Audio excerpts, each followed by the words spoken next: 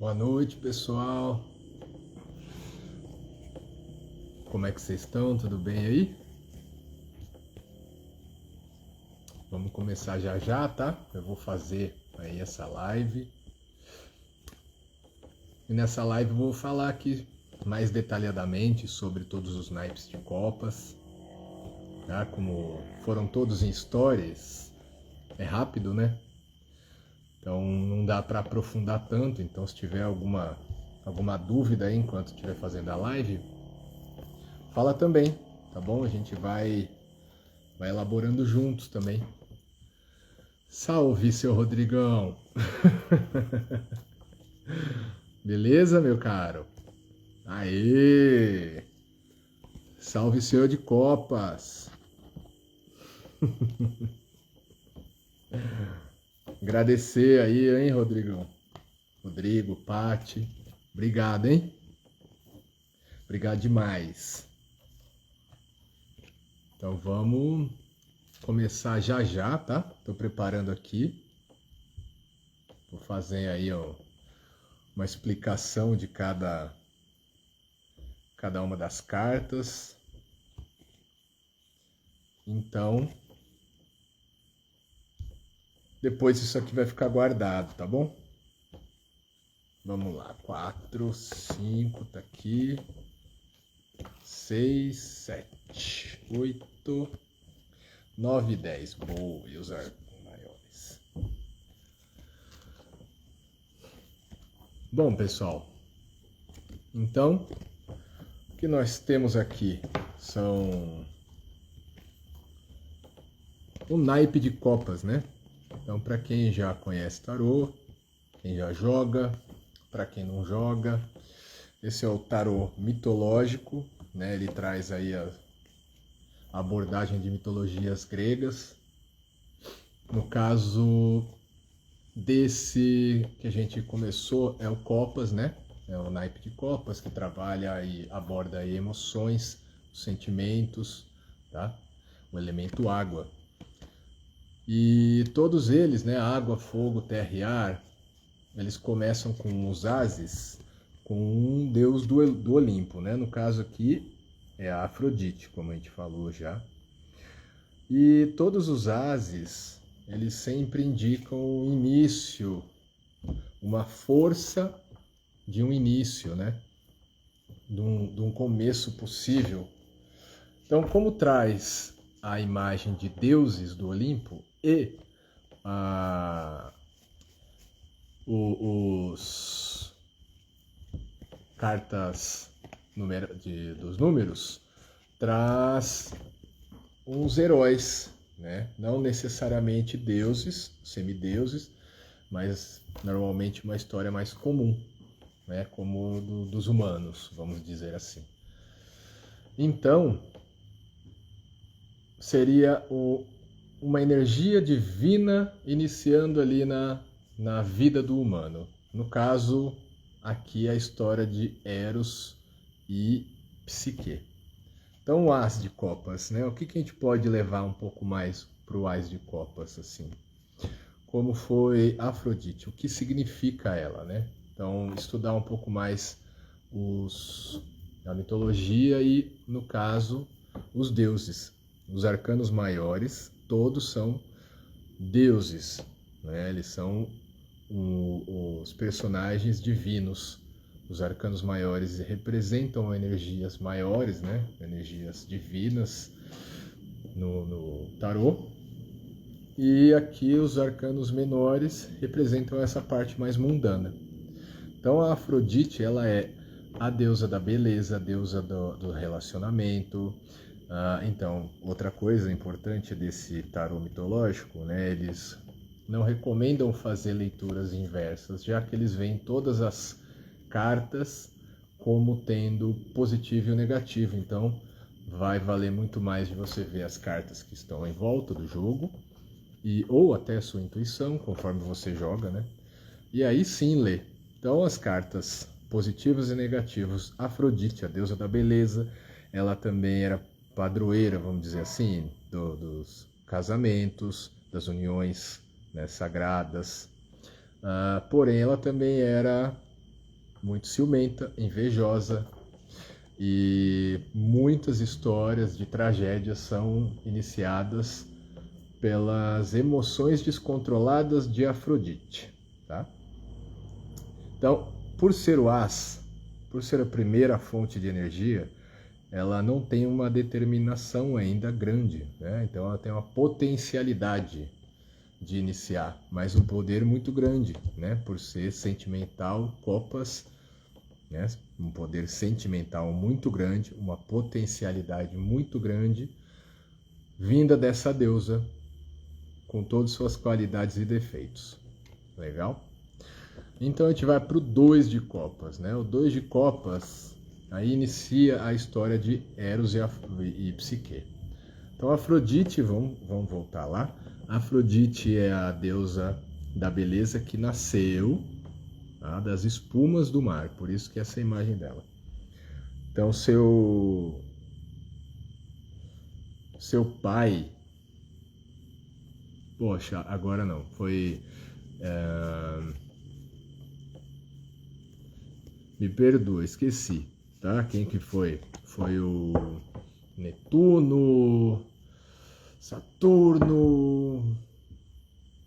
Bom, foi um deus prévio ali ao Olimpo que perdeu seu falo e ele foi jogado ao mar, e ali as espumas que foram feitas através desse caso, né, desse membro decepado, que surgiu Afrodite. Uma passada rápida aí. Então depois eu dou uma olhada melhor, tá bom? Vamos continuar. Aqui, ó, 2 de copas, Eros e Afrodite. Então Eros é o Cupido, como eu falei, ele é filho de Afrodite, tá? E Afrodite, por ver a Psique como tão bela que ela era, ela estava recebendo visitas de pessoas de todos os cantos para vê-la e começaram a louvar Psique como se fosse uma deusa. Então Afrodite começou a ser deixada de lado. Isso despertou a inveja dela.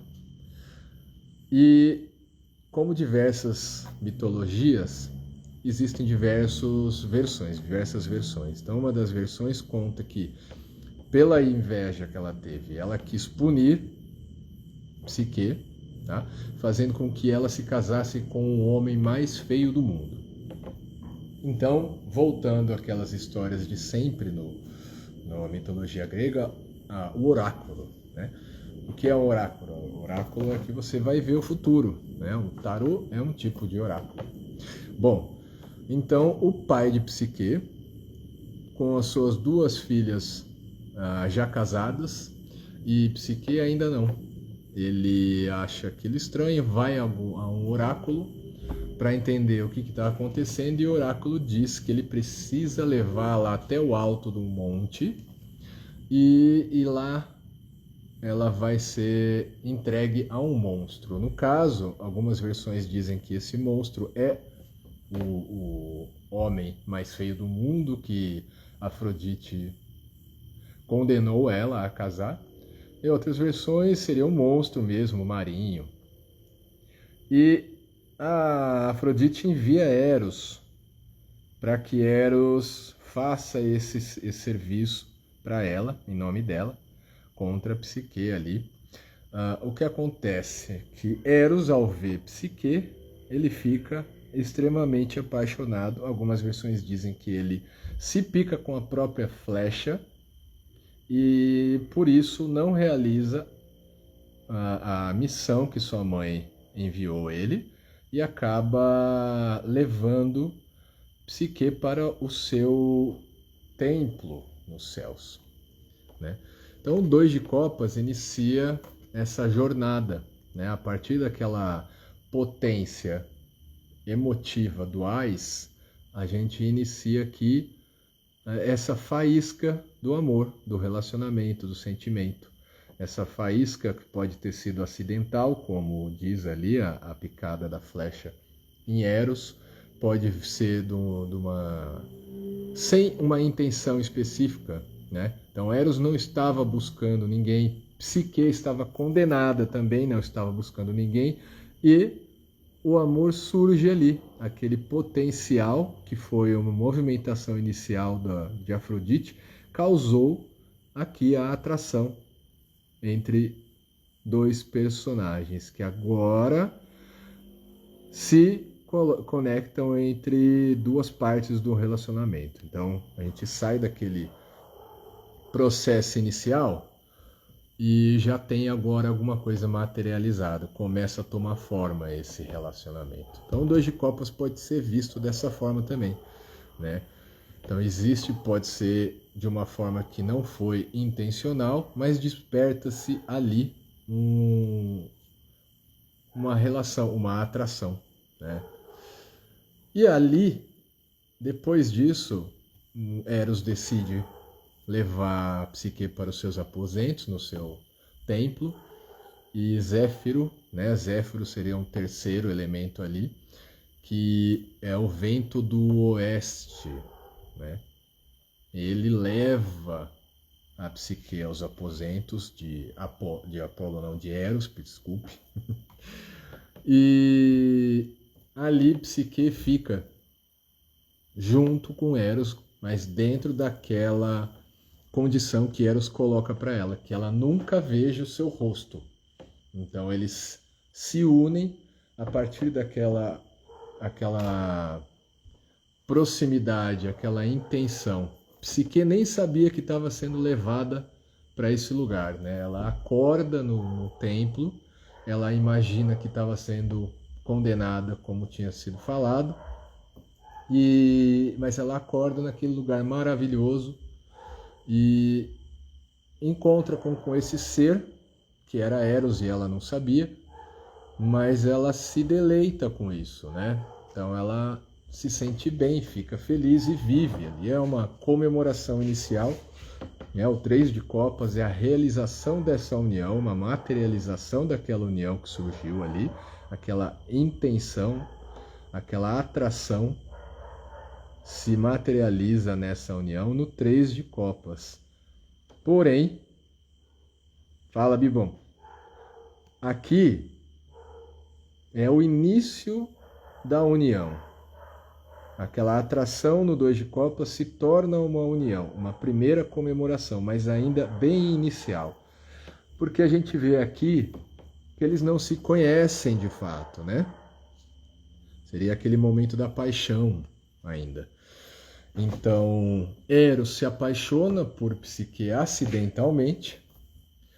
Psique não conhece de fato quem é Eros, mas devido a todo aquele ambiente em que ela está envolvida, ela fica, né, com ele, ela passa seus dias ali, aceitando a condição de não ver o rosto dele, não saber quem ele é de fato. E passa-se os dias assim, com ele visitando ela somente à noite e ela passando os dias sozinha, mas não estava infeliz. Porém, passando o tempo nessas condições, a gente finaliza aqui o 3 de copas como esse início, essa paixão, e essa paixão ainda sem o de fato conhecer bem um ao outro, né? Mas é uma comemoração de fato, ao início agora materializado. Passado um tempo desse processo, a Psique começa a sentir falta de sua família, de suas irmãs, e pede, né, ao seu marido ali, ao seu companheiro Eros, para que trouxesse suas irmãs. Então, Eros pede a Zéfiro que traga suas irmãs para visitá-la.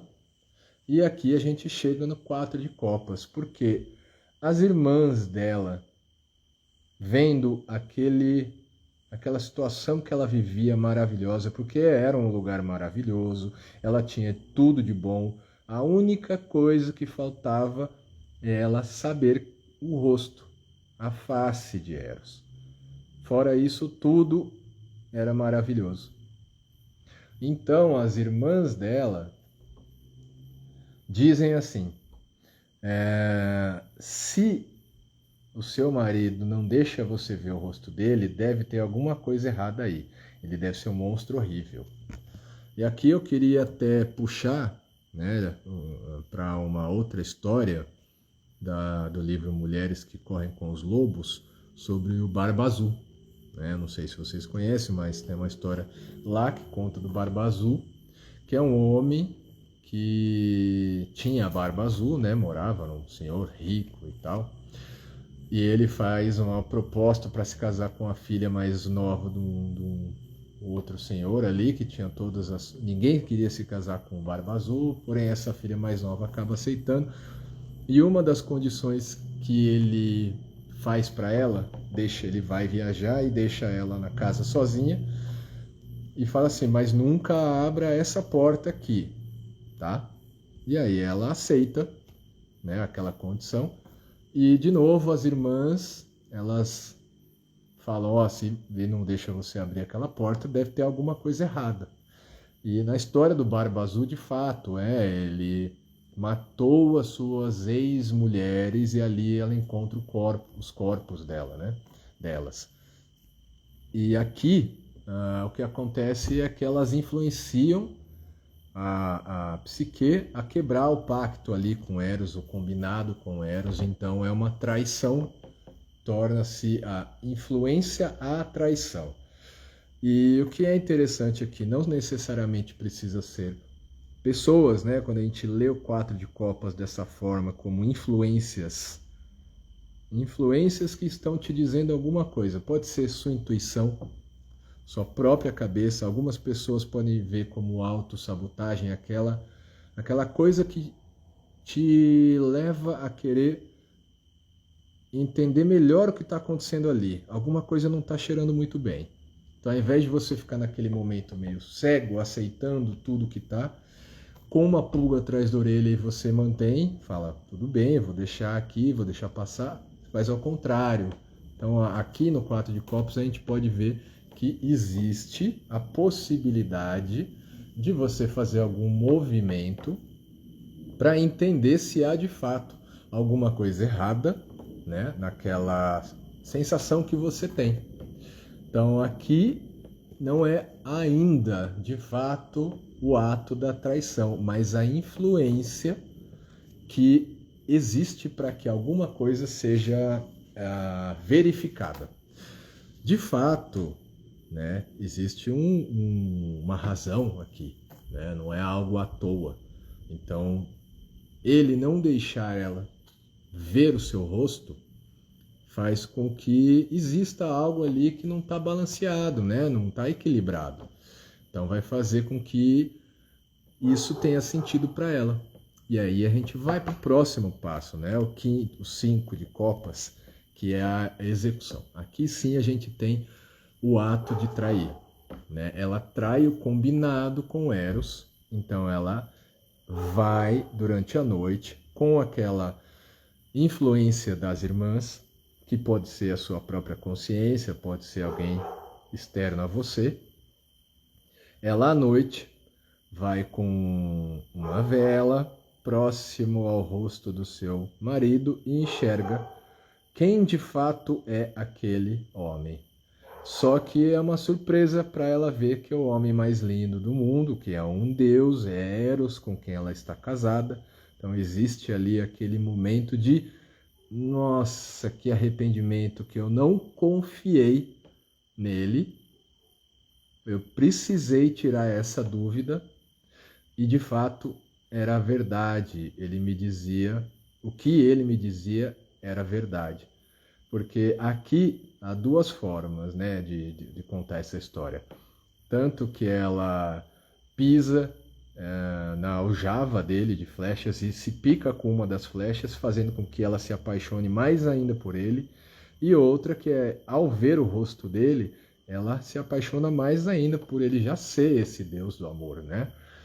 E pingo da vela, da cera da vela, cai sobre ele, acordando ele, e então ele vê o ato, que ela está fazendo algo que não é o combinado, né? Ela quebrou o pacto, e então ele sai E como a promessa dele, se ela quebrasse esse pacto, seria: eu vou embora e nunca mais volto.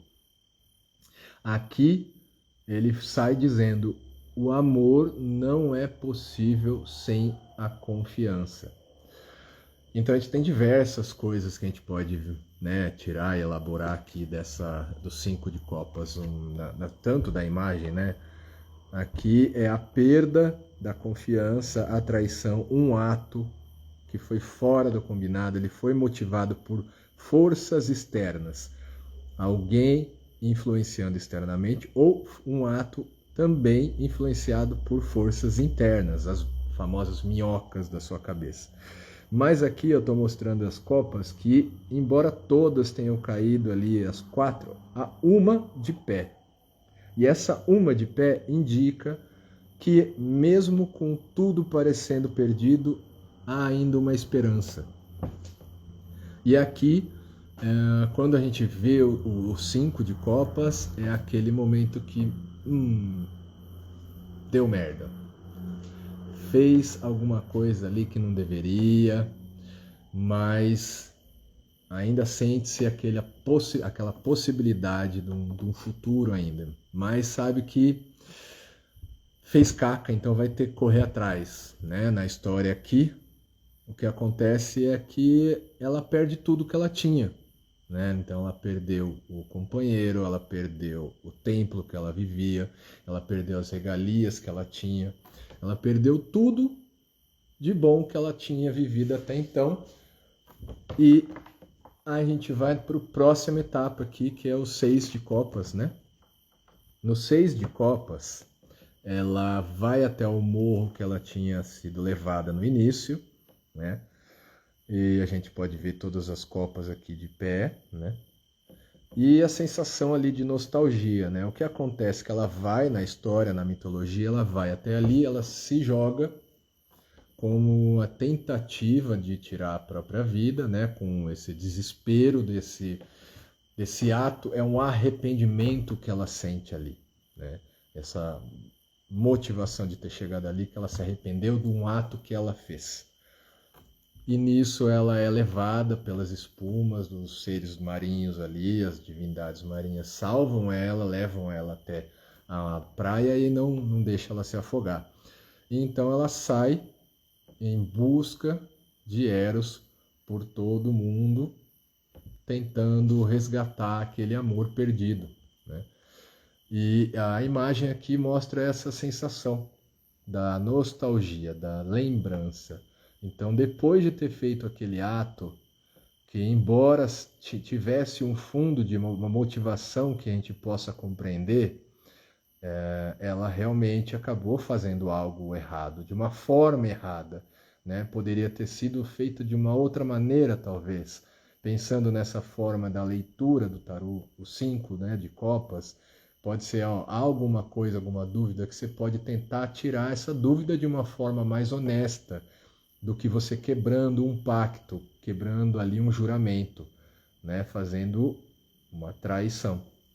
E aqui ela se arrepende dessa forma que foi feita, mas ela ainda relembra aqueles momentos e aqui há a decisão dela de correr atrás daquilo que ela sente falta. É aqui que Psique decide ir de encontro ao que lhe fazia bem.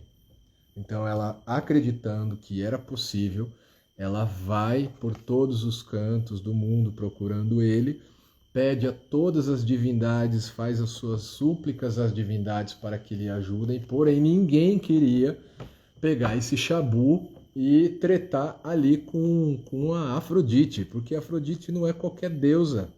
Essa mulher era embaçada. Então, ela vai pedir para a própria Afrodite, que é a última opção que ela tinha.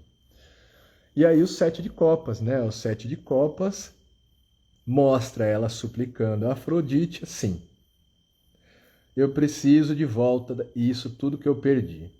Então eu quero demais voltar a esse amor que eu sinto, eu quero ele de volta, eu preciso encontrá-lo, eu preciso falar com ele de novo. E a Afrodite ainda queria puni-la. Então ela fala: tudo bem, eu deixo você encontrar Eros contanto que você faça determinadas tarefas. E as tarefas que ela propõe à psique são impossíveis para um ser humano. São tarefas que não seriam para ser concretizadas. E psique vê como única opção tentar aceitar isso, né? Tentar passar por essas etapas.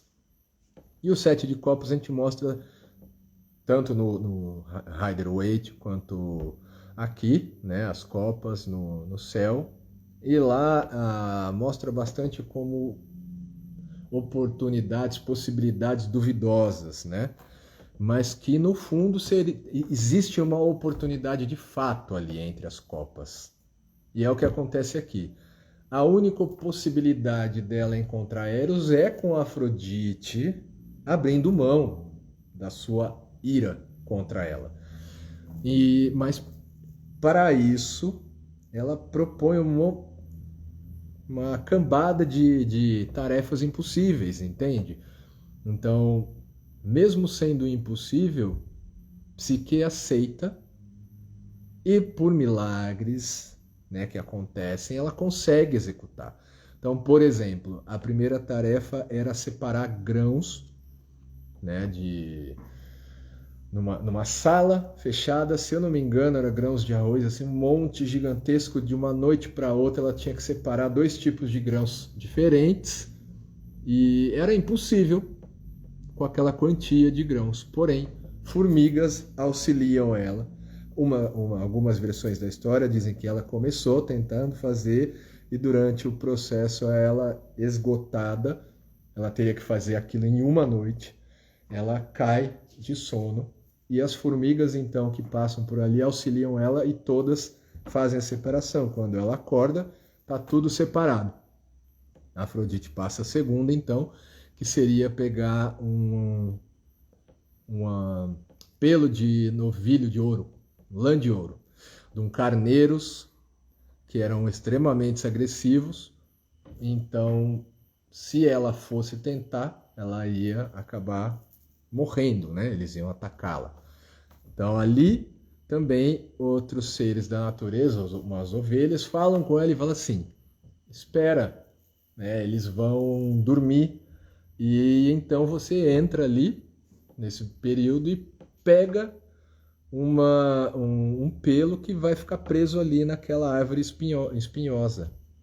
E é assim que ela consegue também pegar esse pelo dos carneiros de ouro. E a última, ela precisava pegar a água de uma cascata do rio Estige, né? Mas era nesse ponto da cascata que seria impossível ela alcançar.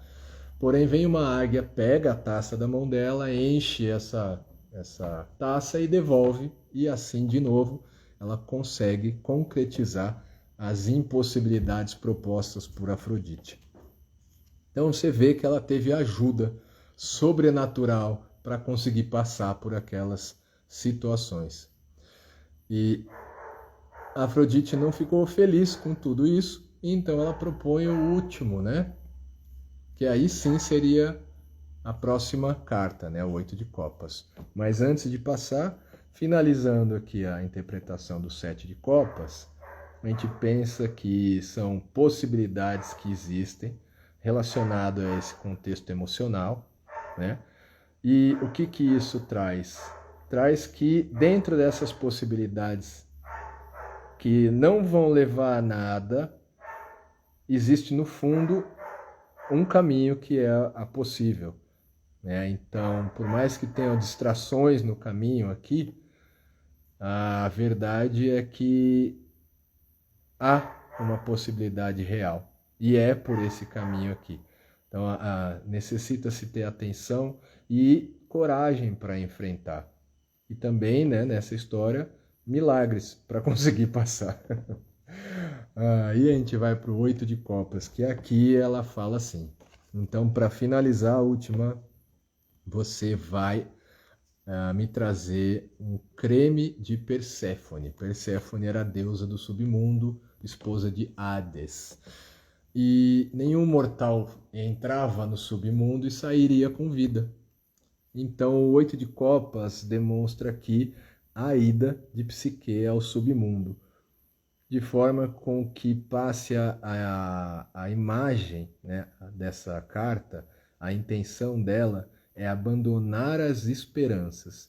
Depois de ter feito tudo o que ela fez, Afrodite fala, vai lá na última coisa possível, que dali você não vai sair viva. E Psique falou, a única oportunidade, a única possibilidade que eu tenho para encontrar essa coisa real, a minha verdadeira vontade, né? Não é uma coisa superficial, supérflua, para ela ir fazer esse tipo de movimento de abandonar todas as esperanças, é porque ela realmente sabia o que queria. Então, nesse caso, era o amor de Eros, né? Então, ela vai abandonando as esperanças. O 8 de copas também do Rider-Waite traz isso, né? E aqui também, abandona-se a esperança, deixa todas as copas para trás. Aqui abandona-se a esperança de ter até aquele sentimento de volta, tá? Mas, como é a única possibilidade é essa, eu vou. Seria aquele momento do relacionamento que você terminou e você precisa seguir em frente, você abandona aquele resquício de sentimento que te fazia ficar preso no passado. É esse o momento que Psique entra para o submundo. E aí, na história da mitologia, ela realmente consegue pegar ali o creme de Perséfone, mas a Perséfone fala assim, você não pode abrir isso daí de jeito nenhum, essa caixa, tá? E ela vai, ao momento que ela está retornando para a superfície, ela abre aquela caixa e ela acaba cedendo. Aquele creme era algo muito forte, aquela essência algo muito forte, que fez com que ela caísse em sono profundo, que seria o sono da morte, né? E nesse momento que Eros estava acompanhando ela durante todo esse processo e nunca deixou de acompanhar, de saber o que estava acontecendo com ela.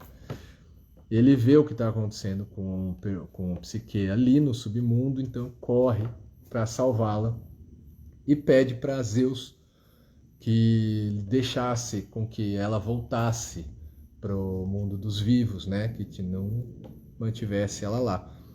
E então a Zeus aceita, né? Fez isso por Eros, fazendo também com que a Afrodite abandone aquele rancor que ela teve por Psique, simplesmente pelo fato de Psique ser bonita, e tirar a atenção dela, né?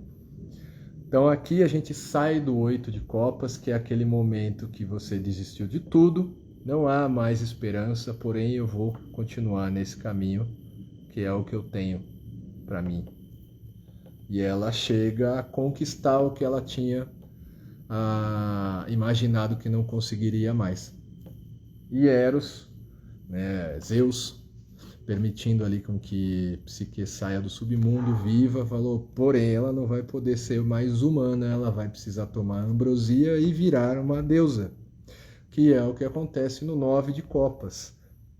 Que 9 de copas é a finalização daquela história toda, daquela contenda, né, dessa correria, desse trajeto emocional. Aqui é onde finaliza esse cansaço, aqui a gente pode, né, sentar e descansar. Afrodite abre mão da sua inveja, da sua raiva, do seu ódio. Então aqui as coisas estão bem, ela é aceita pelos deuses, e aqui a comemoração vai ser feita somente no Olimpo. Então ela passa daqui de uma mortal apaixonada por um deus, que era apaixonado por ela, que abandonou pela traição, e ela descobriu que amava de verdade, foi atrás, fez tudo o que podia, até o que não dava, e ele reconhece esse esforço dela. Inclusive todos os deuses ali do Olimpo reconhecem ela como uma deusa. Então ela toma ambrosia e se torna uma deusa. O 9 de copas é esse início dessa comemoração final. E a gente vai para o 10 de copas, aqui já mostra tanto Eros, né, agora Psique, como uma deusa. E aqui é, de fato, a finalização. É onde tudo é o final feliz, né? Onde tudo se finaliza de uma forma que todos esperavam, né? Tanto no início, Eros e Psique, quando se apaixonam, esperavam chegar nesse lugar que depois de tanta dificuldade, finalmente eles conseguem chegar. Então, ambos tiveram ali, de certa forma, as suas dificuldades nesse relacionamento e enfrentando cada um da sua forma, fazendo o seu papel, chegaram ao 10 de copas. Então, pensando aqui que Psique teve as suas dúvidas, teve suas atitudes, que fez com que ela tomasse decisões que chatearam Eros. Eros também teve decisões que fizeram com que ela ficasse chateada. Ambos não desistiram nessa caminhada. Ele, por mais que tivesse sido quebrado aquele pacto, ainda a amava muito e ficou ali por trás das cortinas, seguindo ela, e ela descobrindo de fato aquele amor que ela sentia e sentindo o arrependimento de fato pelo que tinha feito, vendo que poderia ter sido de outra forma. Então ela busca essa redenção e ela consegue, né? E ele, no final, também busca a redenção para ela, junto aos deuses. E assim eles finalizam com uma conquista daquele amor de verdade, né? Aquela felicidade verdadeira do sentimento. Então, é uma história de relacionamento, uma história de amor. Pode ser, de fato, relacionamento entre casais, ou pode falar de emoção, né? Copas é emoção, sentimentos de forma geral. A história aqui baseada em um casal. Mas você pode pensar nisso de diversas outras formas. Pode ser por filhos, pode ser por um trabalho, por um objetivo. Mas normalmente, vendo como um casal e essa trajetória, né? A gente vê que passa-se por isso também. Por exemplo, né? Lá no meu blog eu tinha escrito uma comparação sobre um relacionamento entre um casal e uma empresa. Quando você conhece uma empresa e você se apaixona por ela, então você entra, né? Você busca ali tentar, leva o seu currículo, então você consegue passar na entrevista. E aquele início ali, aquele momento com a empresa, tanto a empresa com você e você com a empresa, é tudo novo e apaixonante. Porém, passado um tempo, você pode chegar naquele momento que um casal também normalmente chega, que acaba a paixão e vive aquela rotina real. Aonde vai estar o amor aí de fato, né? Se você ama de fato aquela coisa que você faz, seja você autônomo ou não, né? No caso, eu tinha feito uma comparação com uma empresa. Mas existem as dificuldades de fato que você vai passar com esse relacionamento, com essa busca, né, para conseguir materializar aquele objetivo.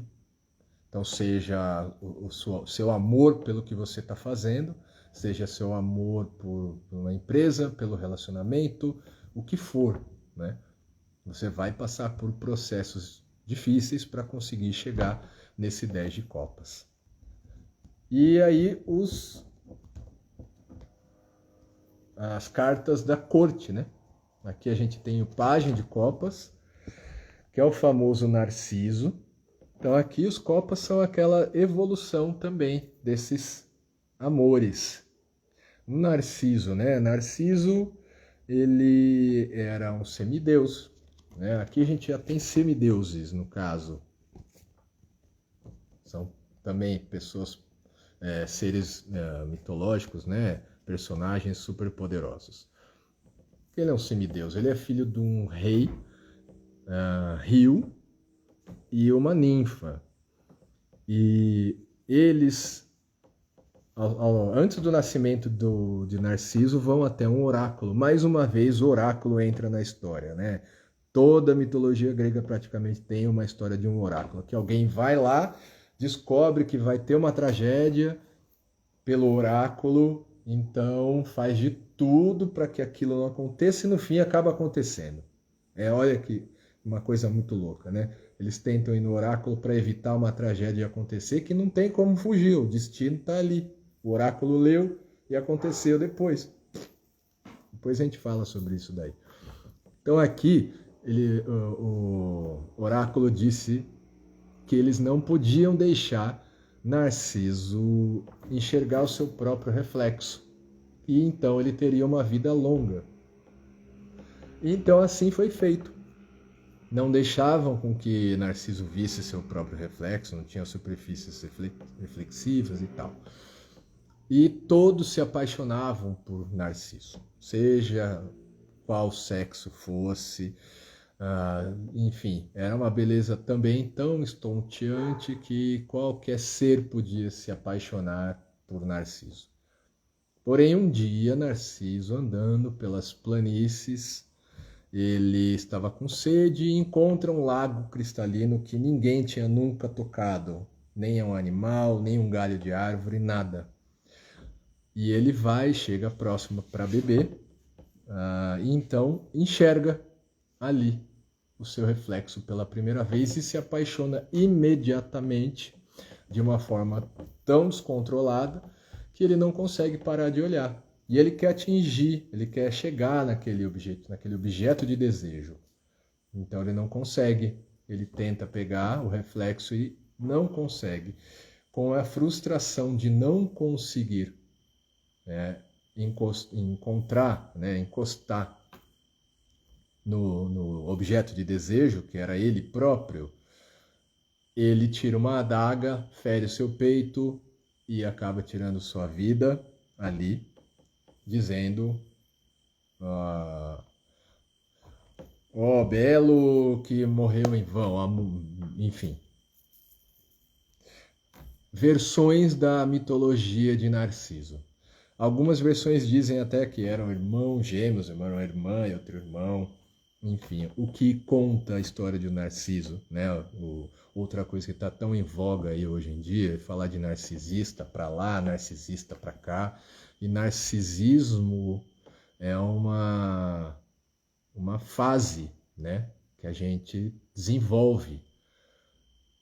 Então, nessa carta está mostrando essa parte, esse amor, né, esse amor por si que ainda é muito imaturo, que se não for controlado pode levar a esse lugar de prisão, né, de ilusão. Porém, ele é necessário para o autoconhecimento, né? É ali que faltava a Narciso reconhecer a si mesmo. E ele reconhece a si mesmo nesse momento, é o necessário. Todos têm que reconhecer, todos têm que se conhecer, né? Então a gente precisa entrar em contato conosco mesmo. E a gente também precisa se amar. Então, nos amando, a gente começa a passar por essa etapa do Narciso. E o que acontece aqui é que a gente precisa ter a atenção para desenvolver esse amor, para que esse amor não seja um amor egoísta, onde eu só olho para mim e daqui eu não saio. E aí o que acontece é que você vai virar um campo de narcisos em volta de um lago sem vida depois. Vai virar história. Então, há uma possibilidade de um reconhecimento nessa carta do seu amor, um reconhecimento de você mesmo, de você mesma, e a partir desse lugar você precisa desenvolver essa maturidade. Que a gente vai para o Cavaleiro de Copas, né? E o Cavaleiro de Copas é Perseu. Perseu que matou a Medusa, né? O que é a história de Perseu? O que tem a ver essa carta de copas? A emoção de Perseu é do aventureiro, aquele que tem o amor ideal, né? Ele busca o amor nas suas aventuras. Então, ele salva Andrômeda, ele protege sua mãe de um rei que quer casar com ela, porém ela não, então ele é aquele protetor das mulheres. É isso que ele representa, né? O aventureiro perdido nas aventuras pelo seu amor. Ele passa da fase de Narciso ali, da imaturidade, para um pouco mais maduro, que é ele executa, né? Depois ele já é também um ser mitológico, semideus, e é filho de Zeus, tá? Ele é irmão de Hércules ou Heracles, então ele também é super poderoso, né? E isso representa esse avanço da fase inicial do Pajem de Copas, agora um cavaleiro, que ele tem ação, né? Ele já se movimenta através das emoções, do amor. Então, o que há aqui, né? Qual o próximo passo? O que ele faz com esse movimento dele? Qual é a busca dele?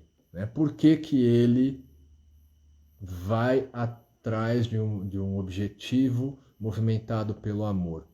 Então, se ele não tiver isso muito claro, seria lutar por ilusões. Tá?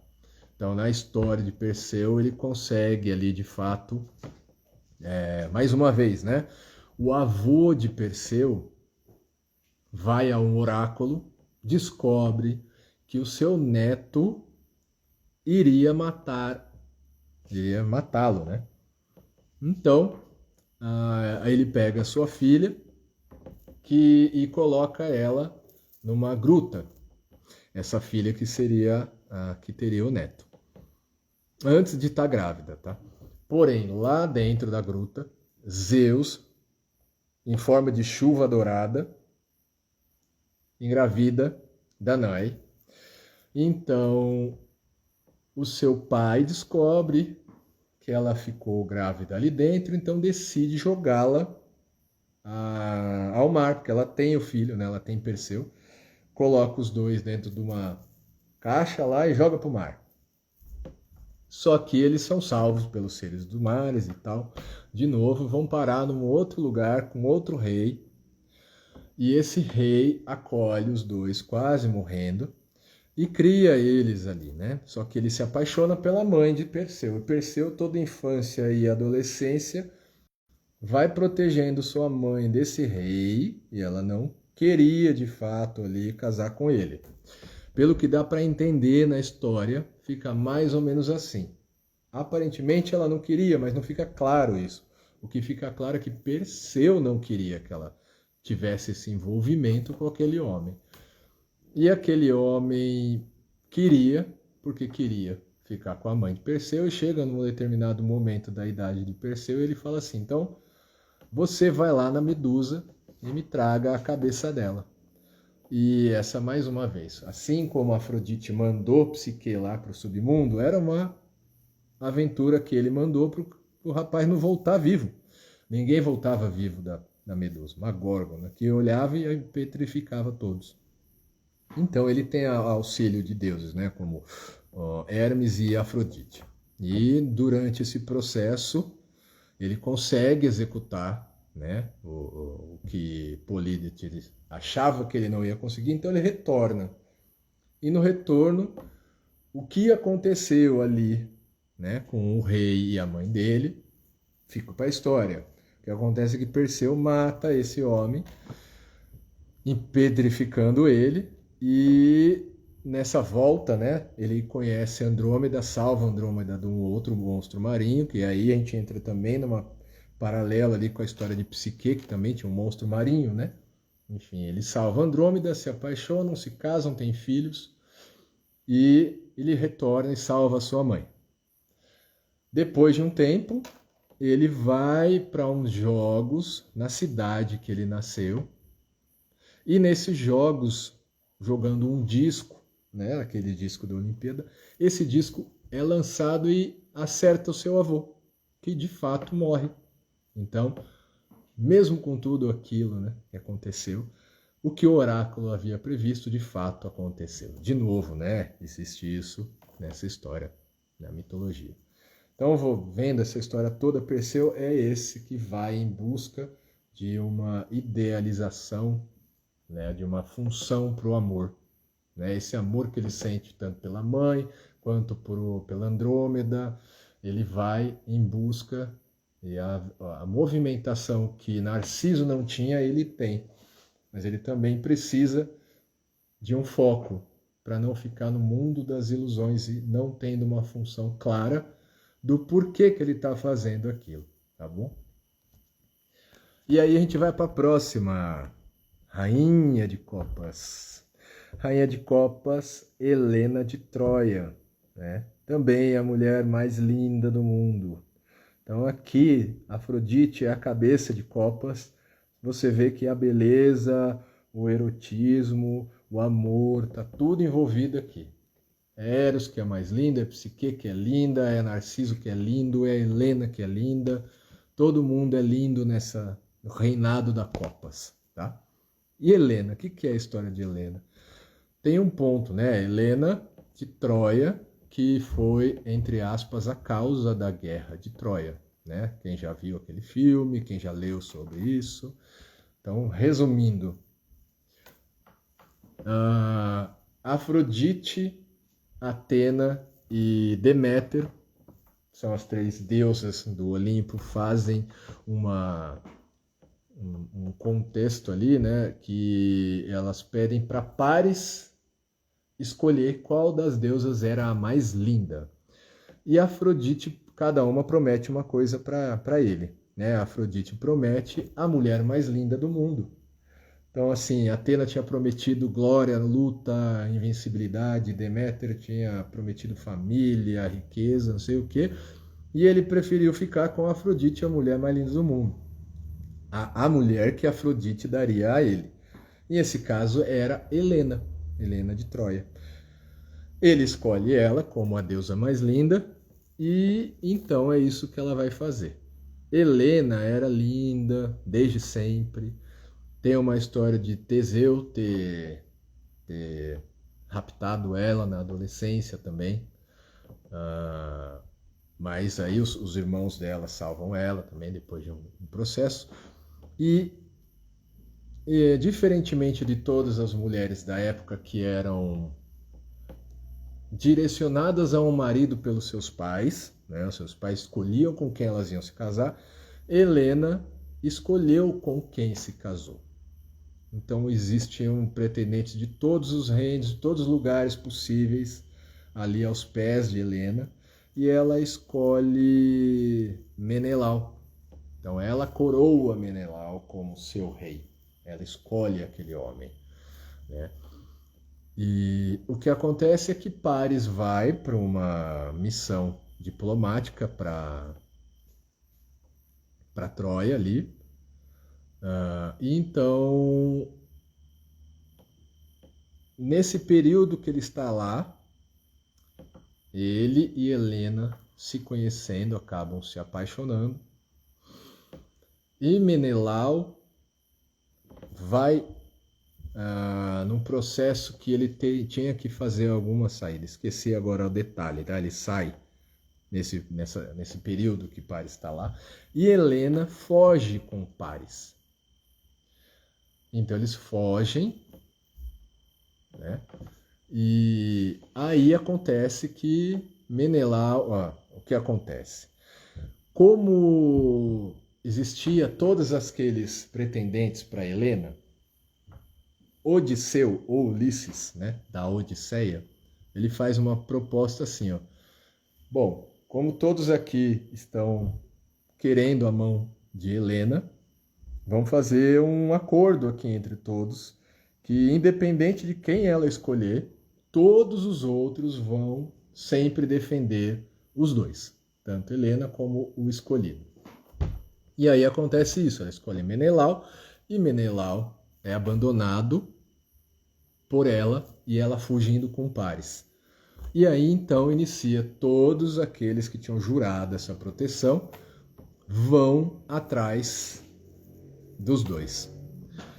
E são 10 anos de guerra, né? Esses 10 anos de guerra, Helena está com Paris. Acontece que ali nessa história Aquiles morre, o Paris morre, e no fim das contas Menelau consegue pegar de volta Helena e levar para casa. E aí a história meio que acaba assim, né? Ninguém sabendo ao certo o que acontece depois dali, Helena, seus últimos dias de vida. Tem algumas versões que no fim das contas ela foi assassinada por uma mulher que o marido morreu na batalha e tal. O que acontece é que qual é a imagem, né, que passa a Rainha de Copas? Que no fim das contas ninguém sabia de fato quais as intenções da Helena. O que Helena quis durante toda a sua vida? Ela sempre foi um objeto ali das artimanhas do exterior, dos homens que a desejavam, que a quiseram, que a possuíram. Helena foi uma mulher que fez o que quis, né? Ela escolheu o homem com que ela ia se casar, ela abandonou o homem que ela tinha escolhido para ficar com o outro que era uma paixão, embora essa paixão tenha sido um trato com uma deusa.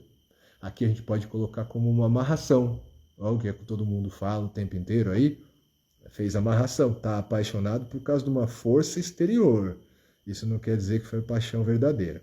A Afrodite fez com que Paris ficasse com Helena. Isso pode ser destino também? Aí vai depender da sua visão, tá? Enfim, quem é, né, essa mulher? É uma grande incógnita. Quais são as verdadeiras intenções de Helena? Então, alguns vão ver Helena como uma mulher independente, como uma mulher que tem força de escolha das suas decisões, né? Por alguma razão ela tem uma força, por mais que ela não haja com a força, ela tem uma força que faz com que só ela seja diferente ali nesse aspecto emocional. E outros vão falar que ela é uma mal vista, né? Outras vão vê-la com maus olhos. Uma traidora, uma mulher que não é fiel, uma mulher que não tem honra, que acaba abandonando as suas, como se diz? Bom, abandonando, deixando para trás os seus acordos, né? Então seria assim, aquilo que Psique faz na 5 de copas, estaria ali também na história de Helena, né? Então, uma misteriosa força do amor do lado feminino. E a gente passa para o último, que é o lado masculino dessa força, o rei de copas. E aí também tem um ponto aqui, né? Que é um complemento entre o masculino e o feminino no rei e da rainha. Não é que o rei é o copas perfeito e a rainha é a quase perfeição. Não, são os dois polos dessa última etapa do reinado ali, né? Da coroa do copas. E o último aqui é Orfeu. Né? O rei de copas é Orfeu. Orfeu era o mais talentoso poeta e músico de todos os tempos. Ele faz parte da Odisseia, não, do Jasão, os Argonautas, né, que vai ser o que eu vou fazer a partir de amanhã. A história, né, ele participa de toda aquela aventura e com suas melodias ele encanta diversas pessoas, diversos seres, ele consegue, por conta dessa sua habilidade, fazer diversas coisas, com que eles consigam chegar a diversos objetivos. Aí na volta, ele se apaixona e se casa. Perdi o nome da esposa dele. Enfim. Ele se casa com ela e vive ali uma vida feliz, é o grande amor da vida dele, porém ela é picada por uma cobra venenosa e morre. E Orfeu então faz de tudo e ele vai até o submundo para ressuscitá-la. Era o grande amor da vida dele. Então o rei do amor, ele vai tentar fazer de novo aqui, né? Colocando ali a parte de que Psique vai para o submundo para tentar resgatar o seu amor. Orfeu faz a mesma coisa, ele vai ao submundo para resgatar o seu grande amor, é o seu amor verdadeiro, né? E ali passa pelo submundo, pelas dificuldades também, né? Que nenhum mortal pode entrar lá e sair com vida. Mas ele, com a melodia, ele consegue passar pelo barqueiro Caronte, ele consegue passar pelo cão Cerberus de 3 cabeças, e ele consegue amainar o sofrimento dos condenados durante um período que isso faz com que Hades, com o senhor do submundo, seja de alguma forma atingido ali, ele tem uma emoção. Aquele ser das sombras, do submundo, Deus da morte, Hades, sente e permite que Orfeu saia com a sua amada. Porém, Orfeu não vai poder olhar para trás até que ele chegue na luz do dia. Então ele vai com a sua melodia, andando pelas cavernas escuras daquele submundo, contando a presença da sua amada, seguindo sua melodia. Mas lá no finalzinho, antes de chegar na luz do dia, ele olha para trás e ele vê que ela estava logo atrás dele, porém descumpriu o combinado com um Deus e perdeu a sua amada de vez para sempre, nunca mais teve essa chance. Então aqui o que acontece é que mostra que Orfeu, ele é o senhor das emoções, ele sabe muito bem ser um conselheiro, ele sabe sobre tudo que tem a ver com essa parte de sentimentos de amor, mas ele é condenado a não vivenciar esse amor pela sua própria falta de confiança. Então seria um senhor das emoções, um senhor dos relacionamentos, mas para ele não consegue executar o que ele fala para os outros, o que ele sabe sobre tudo isso.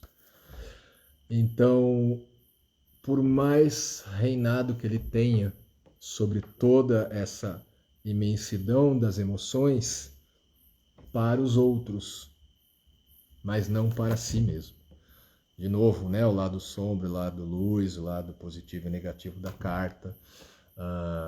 Quando aparece alguma carta que tem ali a sua visão do lado negativo, a gente pode ver ela como atenção a esse ponto. Aqui a gente deve prestar atenção sobre esse lugar para que daqui não saia essa negatividade materializada. Então a gente pode trabalhar com atenção naquele ponto específico e tentar evitar, né, que chegue ali de fato a materializar aquele ponto negativo. E o ponto positivo é usar essa energia positiva daquela carta para executar o que você quer, né? Então seja do Ás até o Rei de Copas, cada uma delas vai ter alguma coisa que você pode usar para o que você está tentando fazer, ou aprender, ou evitar com que alguma coisa que você não quer que aconteça venha a ocorrer. Tá legal? Valeu, galera. Amanhã, então, eu vou começar a postar as cartas do naipe de Paus, a história de Jasão e os Argonautas, beleza? E qualquer coisa, vai mandando mensagem, dúvidas e a gente vai postando mais e mais, tá certo? Uma boa noite para todos.